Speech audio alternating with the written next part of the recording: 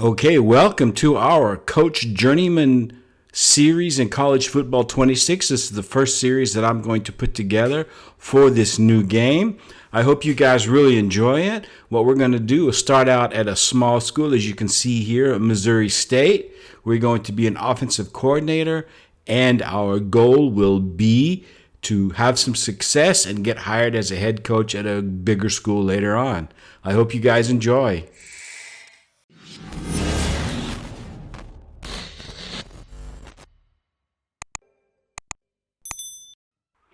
Meet Clayton Mad Dog Maddox. He is the new offensive coordinator at Missouri State. He is a very intense kind of guy.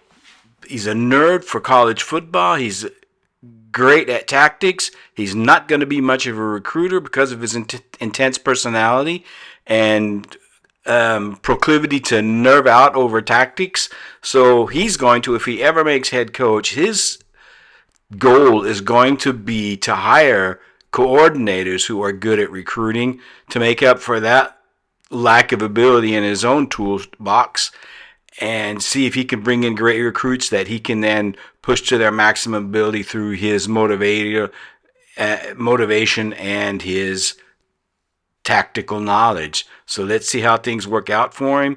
And let's go through the first season in this video to see how he gets on as an offensive coordinator.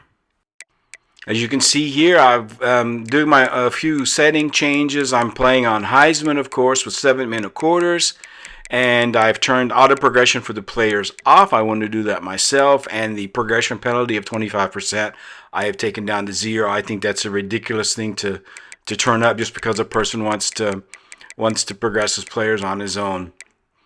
And then we will take a look at the way I calculate my team needs. First of all, I'm going to put a couple of points into tactician. Like I said, he's a brilliant tactician, so we're going to get him started on that. And we'll go into the breakdown of recruiting in just a second. Now, I don't rely on what the game tells me what my team needs are. I think there are too few players listed per position. So I've made my own little sheet here to see, okay, how many seniors do I have? How many total do I have at each position on the roster? And that tells me how many I need to recruit. You can see over on the right-hand side what the sheet has calculated for me to recruit. Now, I'm probably going to have to update this because transfers play such a big role in this year's game that I'm probably going to have to account for that. If I do, I might show you how I've changed my sheet later on. We'll just have to wait and see. But this is going to be my initial basis for what I use and how many players do I target throughout the season. Now, I was shocked to see that our first game is an away game at USC. I didn't check the team schedule before I started playing this season. And so this came as a big surprise to me that this is how I'm going to start my coaching career. And I think this is the first FBS game for Missouri State at all. So that's pretty much a welcome to Division I football right there, having to play USC in Southern California. I think this game is even in the Coliseum. But let's see how we get on. Right now we have an initial lead, which I don't know what happened to the recording up to this point, but we're threatening, and we are already up 10-7. So this is a pretty good result for us so far. Into the fourth quarter, according to that right there. Yeah, fourth quarter, a minute left to go. So apparently it was a very defensive battle, holding USC to only one touchdown. Pretty good on our part. And here we get another one to go up 17-7 pending the extra point. Yep, there's the confirmation right there. 17-7, 30 seconds left. There's not a whole lot the USC is going to be able to do at this point right now. But let's see how they get on.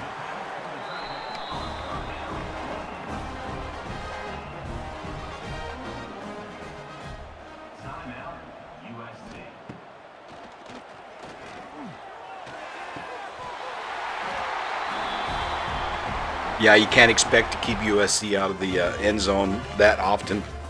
So we go on to the next game. which is against Marshall. It's also on the road, so our first two home games of the year on the road.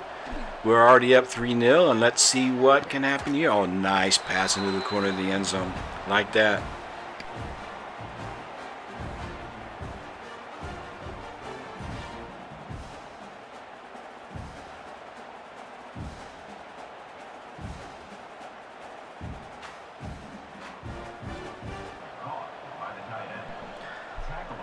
So, threatening again from the 10, 13-7. Midway through the third quarter. Now, this is not a great option quarterback, as you can see, but he does manage to get into the end zone right there. And pretty good lead now with 19-7 with the extra point coming up.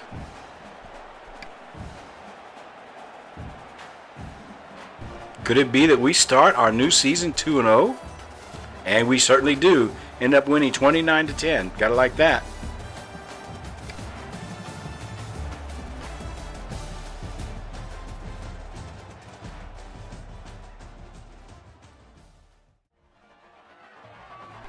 So off to our first home game against SMU. This does not bode well because SMU is a really good team. They are in white. We get to play in our dark red for the first time this year, and there we go. They start off with a touchdown. Now, just so that you know, our settings for wear and tear, I have set it for quarterbacks and definitely for running backs, and I think also for linemen, defensive end. Oh, look at that. We threw an interception. Yeah, that's not good. We're going to get a replay of that. Looks like it. Yeah, just under pressure, got hit a little bit, and just the pass was offline. So anyway, I was saying, and another touchdown for SMU. Yeah, they're just going to run away with this one. A lot of positions are set to keep the players fresh, to keep wear and tear down as low as possible. So you're probably going to see 2 quarterbacks and 2 or 3 running backs in every game. And SMU gets into the end zone again. That's pretty much going to be it for this game.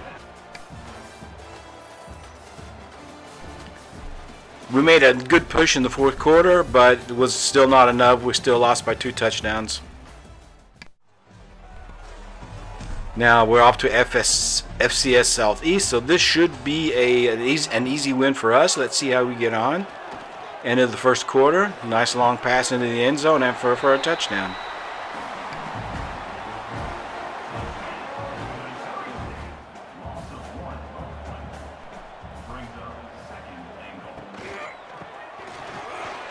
Good read option there.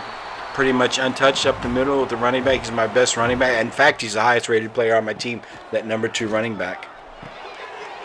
Oh, nice pass up the seam to the tight end who just takes it in front of, from way back. Good play there to go up on an easy opponent. And we go up to 3-1 now already after taking down the FCS team.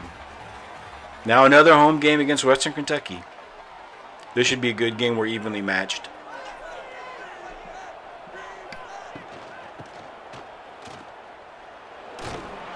Good run there from the running back. Western Kentucky gets on the board first.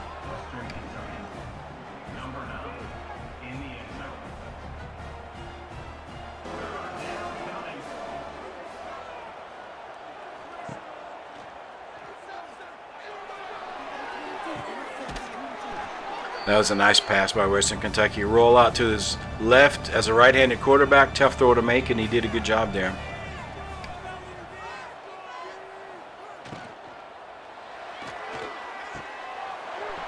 Good play action. Had a player wide open in the end zone. That puts them up 2 touchdowns already. That's not good.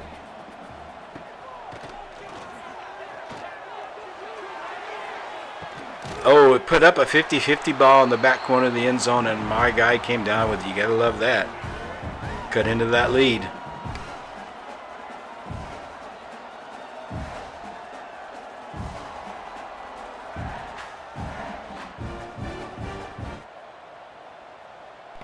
So threatening for a second time. Quarterback keeps it himself and runs it in untouched.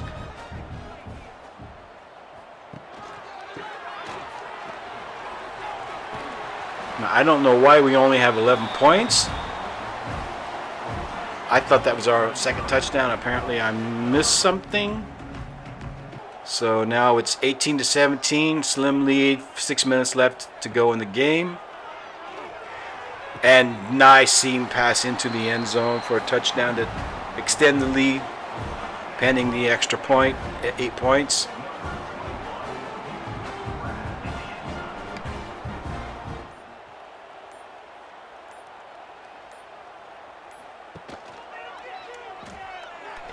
Quarterback calls his own number again and again. Had 2 or 3 lead blockers, came in untouched, scoring another touchdown for Missouri State. And that'll be it for that game. 32-24 win for us. We're on a roll. That's our 4th win, heading towards bowl eligibility. 3 touchdowns for the quarterback. Good job. As you saw, that was a different quarterback. I mentioned earlier we're probably going to see multiple quarterbacks because of the way I have wear and tear settings on. So this was a weird glitch. I had scored late in the game against Middle Tennessee, and at this point, as you can see, the game froze on me. So I had to back out, and I just simulated the game instead of playing again, and we ended up losing, I think, 17-7. But that's fine, but this was a weird glitch. This shouldn't have happened.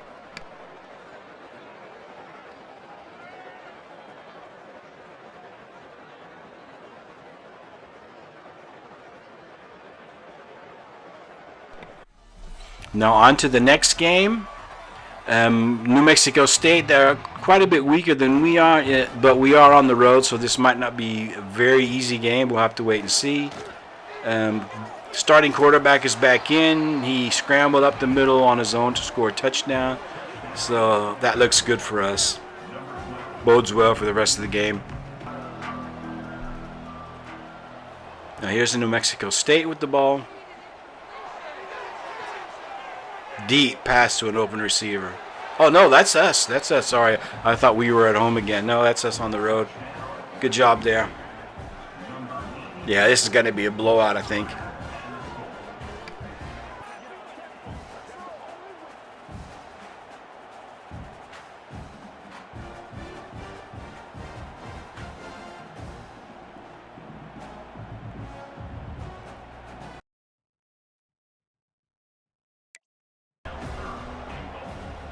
So threatening once again. Number 2 up the middle. I wish I could remember his name. Maybe they'll show it.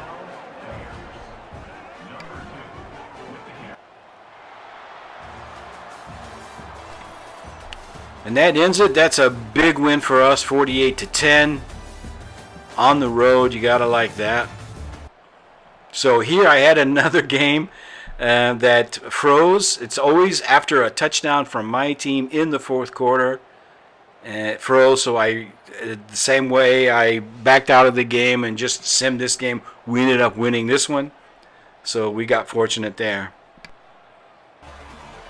So on to our next game here against Liberty. We are away, and Liberty's already a strong team, so it's going to be difficult to hang with them in this one. Let's see if we can make a decent showing of ourselves. But right away, we see that they pretty much untouched until the goal line, get in for a touchdown. With that, they go up 12-6. Still got an extra point pending.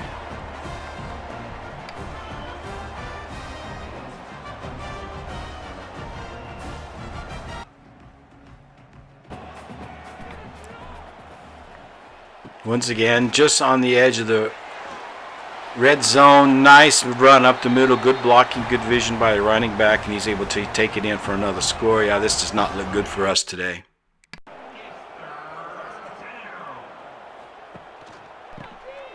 So here we are with our star running back getting some yardage up the middle, and he actually manages to fight across the end zone line. So we're across the goal line, so we're in for a touchdown here. But in the end, it wasn't enough as we go down 26-20 against Liberty. That was to be expected. They're a very good team this year. Now, I don't know why this guy gets player of the game with 7 touches and 48 yards, but okay, he did score 2 touchdowns. but I still think that's a bit of a stretch. Now against the UTEP, equally strong team. We are at home, so the slide advantage should be with us. And this is a nice pitch out to the right. Good leading block, but he didn't have anybody there, so easy touchdown for the running back.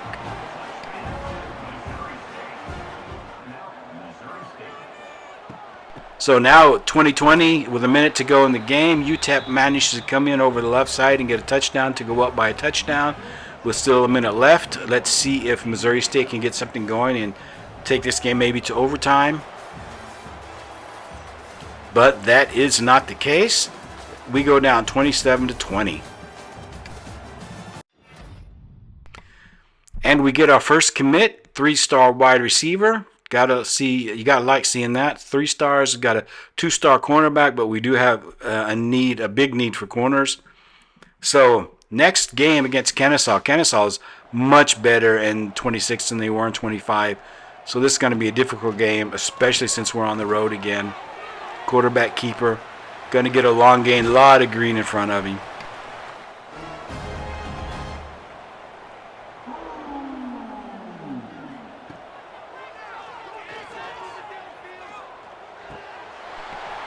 Good job seeing the receiver get open there on the slight scramble and hitting him for the touchdown. Kennesaw again.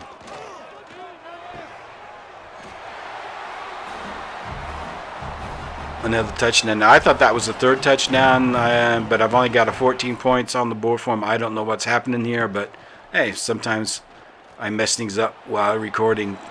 That's a good keeper by the quarterback there. Again, number 6 in, so with these wear and tear settings, you're going to see QB2 get into the game quite a bit. Kennesaw here up 14-7, threatening once again, and wide open in the back of the end zone. Good throw by the quarterback.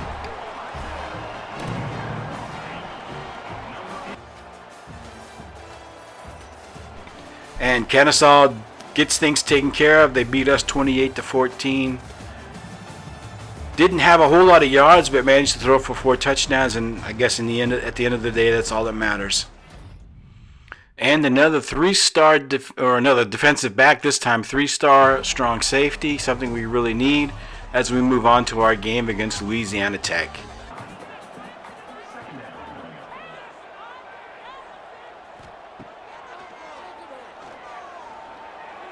QB2 with a long throw downfield, wide open inside the 5.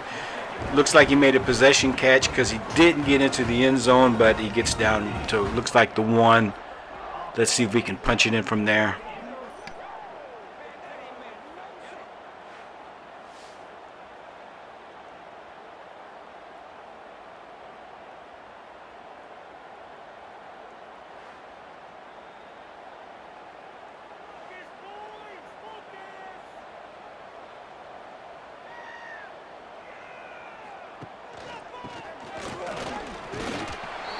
And the running back Lawrence fights his way up the middle, in for a score. Puts us up by a touchdown, 7-0 after the extra point.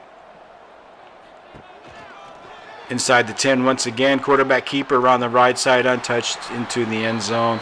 If we win this game, that'll give us 7 wins on the season. We are already bowl eligible, but I think a 7th win is probably what we're going to need to actually make a bowl game.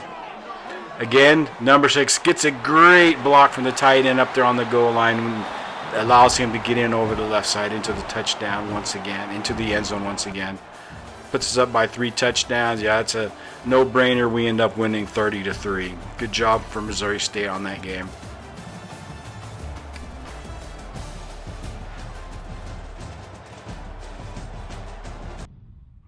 And we get our next commit, this time on the offensive line, another 3-star. And our punter is awarded the Reggie Award for Best Punter this year.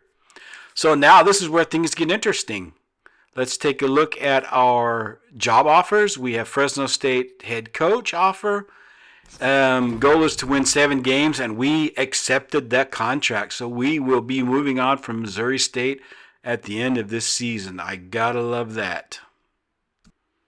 And as I mentioned, what I'm going to do is I'm going to be able to hire offensive, defensive coordinators now, and I am going to concentrate on um, offensive coordinator and defensive coordinator who are good recruiters. So I'm going to get the best recruiters that I can from those who are available and take a look and see, first of all, who's on the market and who can be hired. Now, I've seen guys on YouTube in the pre-launch build saying that it's now possible to look at the skill trees of coaches while you're in the hiring process. Now, I don't know if I misunderstood something, but I tried to look at their talent trees before making them a job offer. I was not able to do it. It was the same as last year. I could, in some cases, see how many points they've put into a certain tree, but only up to a certain extent.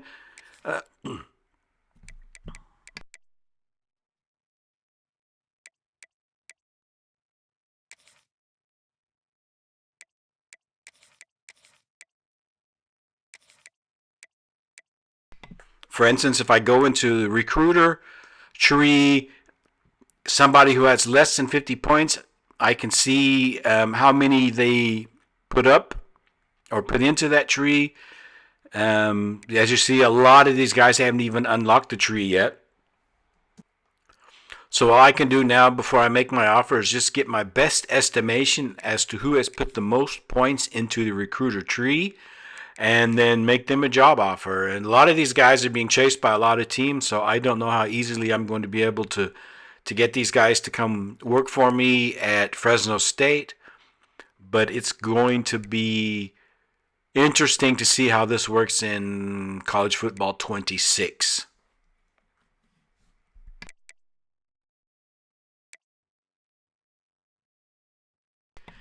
Now I've made my offers to Roper and Trainer, so let's see if these guys get back to me soon.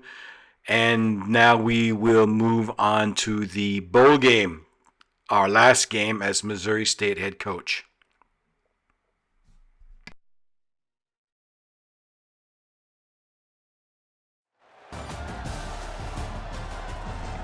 And we are in the Bahamas Bowl against Buffalo.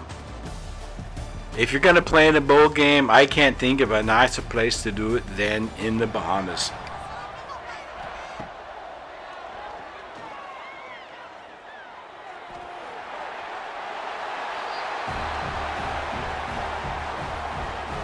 Now, Buffalo, compared with us, is a really strong team.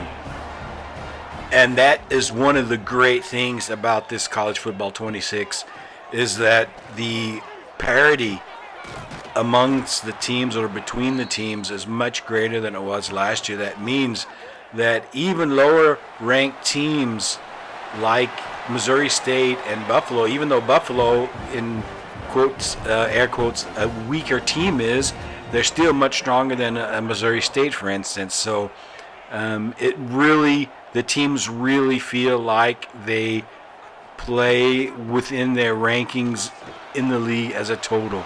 I hope I was able to put that the way I meant, but it's just that the space between the weakest team and the strongest team is much wider than it was last year, and I think that's something a lot of fans really wished for. I certainly did, and I'm glad to see that they've got a big step closer to implementing the parity between the weakest and the strongest teams.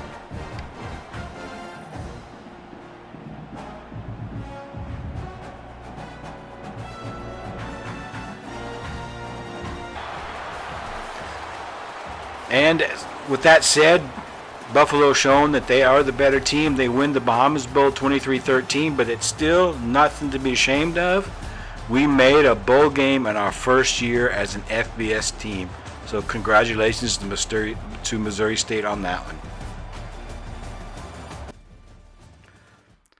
So now we move on and we can see that Kurt Roper has accepted our offer to become a coordinator with our team at Fresno State. The same with Jeremy Trainer. He's going to be our defensive coordinator. So I'm really looking forward to seeing these guys' skill tree later on and seeing how much they're going to be able to help us on the recruiting side. What I'm going to do now is I am going to manually progress all of the players on the team on Fresno State. They all have a lot of points. I'm only going to show one. I'm going to do all the rest off camera. What I My philosophy here is I'm going to go, for some reason none of them has a mental trait. I think they're called traits. Maybe they're called something else. I don't really know what these are called, but I'm just going to call them a let's call them a trait or a perk, for what, for lack of a better word. But I'm going to go into the physicals and I'm going to see, okay, which one could we upgrade, because I'm going to concentrate on getting physicals up as high as possible. I think that probably weighs far more than the attributes themselves. So I go and say, okay, um, this guy, for instance, he can have sidestep if he can get his juke move up to an 87. So, for instance, I could go in, expend the points to get the juke move up, and then come back to the physicals and get him that shifty or whatever perk I want him to have, or he's able to have, depending on his attributes. That's the philosophy I go by. And so that means I'm going to go switch back and forth and back and forth a lot. Now, I did this off camera, like I said, for all the other players, but what I also did is, after I got all the let's say the highest half by overall on the entire team, as far as the lower half went, I only did the freshmen and the sophomores. The juniors and the seniors, their attributes were so low I couldn't get any physicals upgraded anyway. So I just auto progressed all those guys, because they're not going to get much better than they are now. Most of them had already reached their skill caps, even though their overalls were in the high 60s or low 70s. There just wasn't much room for improvement at all anyway. So just to save myself that time, I went on and I did all of that automatically. I haven't been paying attention to this guy's overall at the beginning, but he's up to an 83 now. He's got sidestep silver, so that's nice to see. Everything else is not yet bronze, and he still has 12 points. Let's see where we put those last 12 points.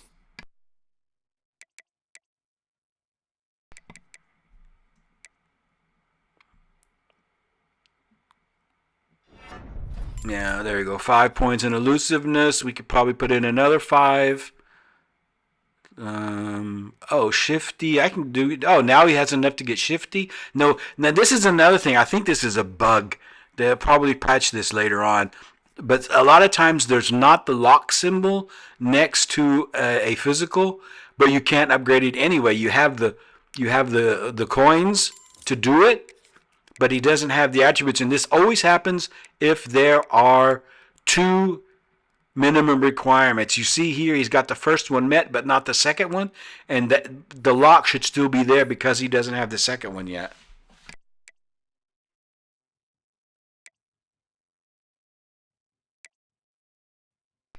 So like I said, I hope that they patch that up soon, because that's kind of confusing and slows you down when you're doing the manual progression.